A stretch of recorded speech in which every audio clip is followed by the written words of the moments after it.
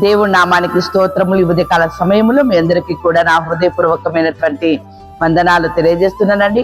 ఈ దినము దేవుడు మీతో మాట్లాడుతున్నటువంటి మాట అంటున్నాడు ఏంటంటే, యెషయా గ్రంథం 60వ అధ్యాయము 1వ వచనములో, నీకు వెలుగు వచ్చి ఉన్నది, లెమ్ము తేజరిల్లుము, యెహోవా మహిమ నీ మీద ఉదయించెను. ఎంత అద్భుతమైనటువంటి ఆ యొక్క వెలుగును దేవుడు మీ పైన ఉదయింపజేస్తూ ఉన్నాడు. చీకట్లో ఉన్నవా, అంధకారములో ఉన్నవా, అపాయములో ఉన్నవా, భయంకరమైనటువంటి యొక్క దురాత్మ శక్తులతో నువ్వు పీడింపబడుతూ ఉన్నావా, సంతోషం అనేది లేనటువంటి స్థితిలో నీవు ఉన్నావా, నీ దేవుడి ఉదయకాల సమయంలో నీతోనే మాట్లాడుతూ ఉన్నాడు. నీకు వెలుగు వచ్చి ఉన్నది. ఏ చోట నున్నావో, ఏ చోట పడిపోయి ఉన్నావో, లెమ్ము, నీకు వెలుగు వచ్చి ఉన్నది అని చెప్పేసి ఆయన మాట్లాడుతున్నాడు. ఎందుకో తెలుసా?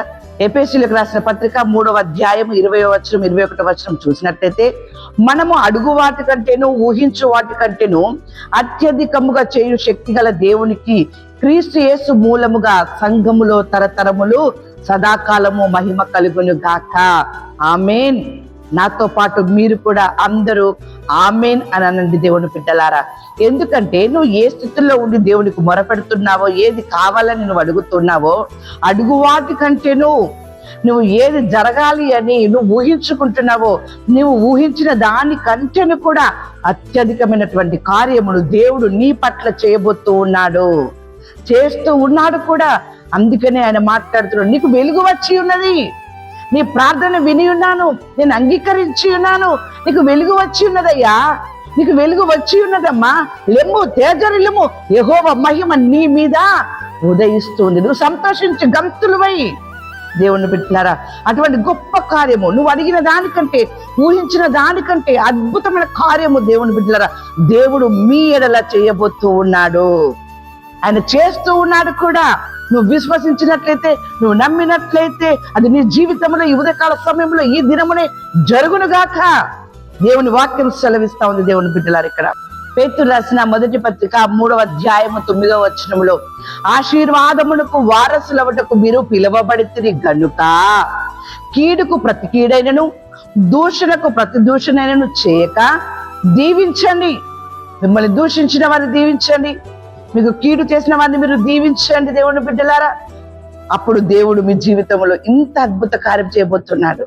అవును దేవుని బిడ్డలారా, ఎవరైతే మిమ్మల్ని శ్రమ పెట్టి ఉన్నారో, ఎవరైతే మిమ్మల్ని బాధ పెట్టి ఉన్నారో, ఎవరైతే మిమ్మల్ని చిన్న చూపు చూసి ఉన్నారో, ఎవరైతే మిమ్మల్ని హేళన చేసి ఉన్నారో, మీరు ఎంత బాధలో ఉండి దేవుణ్ణి మీకు ఏది కావాలని మీరు అడిగారో, అడుగు వాటికంటేను ఊహించు వాటన్నిటికంటేను అత్యధికమైనటువంటి గొప్ప కార్యమును దేవుడు నిన్ను దూషించినటువంటి వారి ఎదుట మీ జీవితంలో చేయబోతూ ఉన్నాడు. దేవుని బిడ్డలారా, అందుకనే కీడుకు ప్రతి కీడు మీరు చేయొద్దు, దూషణకు ప్రతి దూషణ మీరు చేయకుండా వారిని దీవించండి. అప్పుడు దేవుడు మీ జీవితంలో ఇలాంటి గొప్ప కార్యమును చేస్తా ఉంటాడు. అంతేకాదు, లూకా సువార్త 6వ అధ్యాయము 28వ వచనంలో, మిమ్మును శపించు వారిని దీవించుడి, మిమ్మల్ని బాధించు వారి కొరకు ప్రార్థన చేయండి, మిమ్మల్ని హింసించు వారిని దీవించుడి గాని శపింపవద్దు. ఎంత అద్భుతం అండి! మిమ్మల్ని ఎవరైతే చిన్న చూపు చూస్తూ అవమానపరిచారో దీవించండి. మీకు హాని చేసిన వారు ఉన్నారా? దీవించండి. మీ పైన వ్యతిరేకమైనటువంటి ఆలోచన కలిగి ఉన్నారా? వ్యతిరేకమైనటువంటి కార్యములు వారు జరిగించారా? మీ ఎడలా దీవించండి, ప్రార్థన చేయండి. అంతకు మించి మీరు వేరే ఏమి చేయకండి. అప్పుడు దేవుడు ఏ స్థితిలో నుండి నువ్వు ప్రార్థన చేశావో నీ స్థితిని గొప్పగా మార్చబోతూ ఉన్నాడు. గొప్ప ఉన్నతమైనటువంటి స్థితిలో ఆయన నీ స్థితిని ఉంచబోతూ ఉన్నాడు. నీ శత్రువులకి అవమానము కలిగేటటువంటి గొప్ప అద్భుతమైనటువంటి వెలుగును ఆయన నీ పైన ఉంచబోతూ ఉన్నాడు. దేవుని బిడ్డలారా, వాక్యం సెలవిస్తా ఉంది ఇక్కడ. ఇంత అద్భుతము. 92వ కీర్తన 4వ వచనంలో, నీ కార్యము చేత నీవు నన్ను సంతోషపరచుచున్నావు, నీ చేతి పనులను బట్టి నేను ఉచ్చయించుచున్నాను. భక్తులు మాట్లాడుతున్నటువంటి మాట.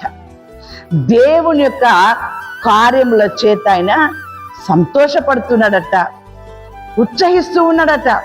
అవును కదా దేవుని బిడ్డలారా? మీకేం అవసరం ఉందో మీరు దేవుణ్ణి అడుగుతున్నారు. అంతకన్నా అత్యధికమైనటువంటి కార్యమే దేవుడు మీ పట్ల చేసినప్పుడు మీరు ఉత్సహించరా? మీరు సంతోషించరా? మీరు గంతులు వేయరా? నాట్యము చేయరా?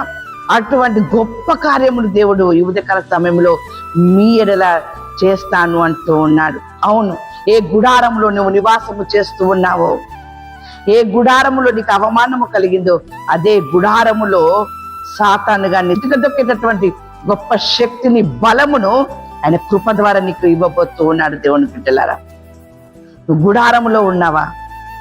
ఆయన నిన్ను దీవించబోతున్నాడు, నిన్ను హెచ్చించబోతూ ఉన్నాడు, అంత అత్యధికమైనటువంటి కార్యమును చేయబోతూ ఉన్నాడు. నువ్వు నమ్మి విశ్వసించినట్లయితే ఇటువంటి గొప్ప ఆనందము, గొప్ప స్థితి దేవుడు మీ కుటుంబంలో కలగజేయనుగాక. ఉదయకాల సమయంలో దేవుడు మీతో మాట్లాడుతున్నటువంటి మాట ఆదికాండము 26వ అధ్యాయము 13వ వచనం. అతడు మిక్కిలి గొప్పవాడగు వరకు క్రమక్రమముగా అభివృద్ధి పొందుచు వచ్చెను. దేవుడు తన భక్తుని ఏ విధంగానైతే క్రమక్రమముగా అభివృద్ధి పరిచాడో, ఈరోజు ఉన్నతమైనటువంటి స్థితిలో నిలబెట్టినటువంటి మీ దేవుడు ఇంకా అత్యధికమైనటువంటి అభివృద్ధిని మీకు, మీ కుటుంబానికి కలగజేయును గాక. ఆమేన్.